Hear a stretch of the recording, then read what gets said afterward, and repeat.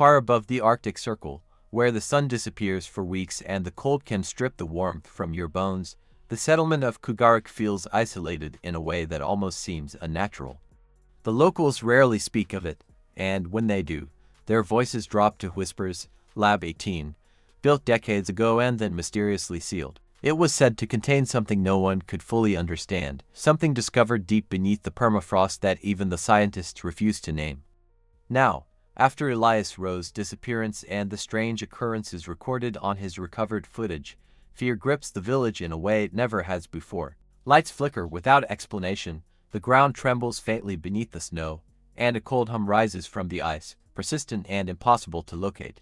Hunters report seeing elongated shadows moving along the frozen coastline at night, shadows that vanish when approached, leaving nothing but footprints that don't match any known animal or human. The air itself feels alive, vibrating faintly as if something is listening, observing, learning.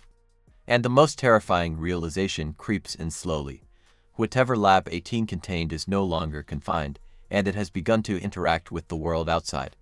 Tonight, we follow the story of the anomaly that escaped, a force that is neither fully alive nor dead, a presence that is patient, intelligent, and increasingly aware. The Arctic, already a place of endless silence and frozen death, has become its hunting ground, and Kugaaruk may only be the beginning. Dr. Callan Hart steps cautiously across the frozen landscape, the Arctic wind biting through his layered clothing, carrying with it a faint hum that seems to vibrate straight through his bones. He has come to Kugaaruk to investigate the strange aftermath of Lab 18, following the trail left by Elias Rowe's recovered footage and the tremors recorded beneath the permafrost. At first, the anomalies are subtle small temperature fluctuations, faint blue glows under the ice, and the occasional distorted shadow moving against the snow, never fully visible, always just out of reach. As he approaches the site, the ground beneath his boots pulses faintly, synchronizing with the strange low-frequency clicks captured on Elias's camera.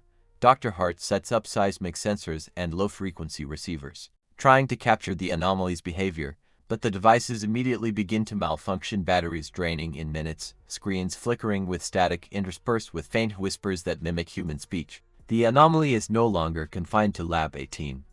It has begun to extend itself through the ice, moving as though it understands the instruments meant to track it. Suddenly, the sensors spike violently, and Dr. Hart witnesses a fissure forming near the frozen coastline, glowing faintly blue from within. Out of the crack emerge towering, spindly forms, their elongated limbs bending in impossible ways, their bodies shimmering like liquid metal. They glide across the ice silently, moving as if aware of his presence, and the clicking noise intensifies, now forming a rhythm that matches the pattern of his own heartbeat. Dr. Hart realizes, with rising horror, that the anomaly is not just moving, it is learning. It replicates, adapts, and studies him, each step it takes toward him calculated with precision. Desperate, he attempts to retreat, but the ice beneath his feet seems to shift subtly, creating disorienting paths that loop back toward the fissure. As he films, one of the forms tilts its head, and he hears a distorted whisper, Elias's voice, calling his name, pleading, warning.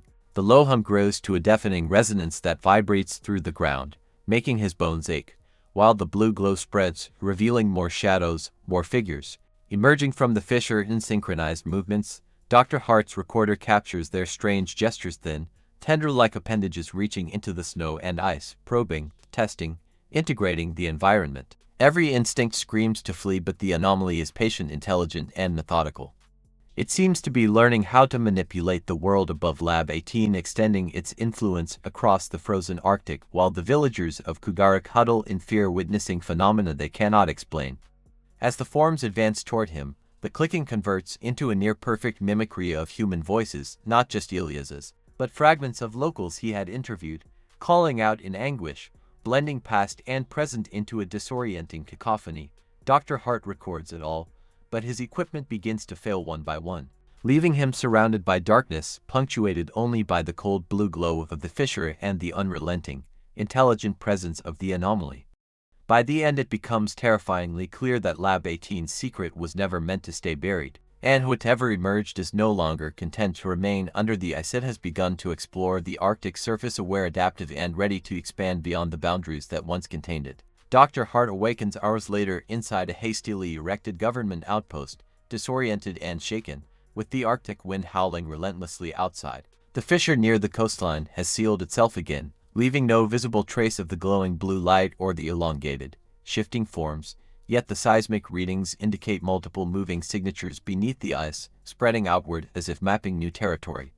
The local villagers, frightened and silent, avoid the edges of the settlement, glancing nervously at the snow and listening for the faint hum that never quite stops. Late that night, Dr. Hart reviews his remaining recordings and hears the distorted, whispering once more Elias's voice, repeating, layered with other voices, all interwoven with the complex, adaptive clicking that now seems deliberate, intelligent, almost communicative. The anomaly is awake, and it has begun to extend its influence beyond the original confines of Lab 18.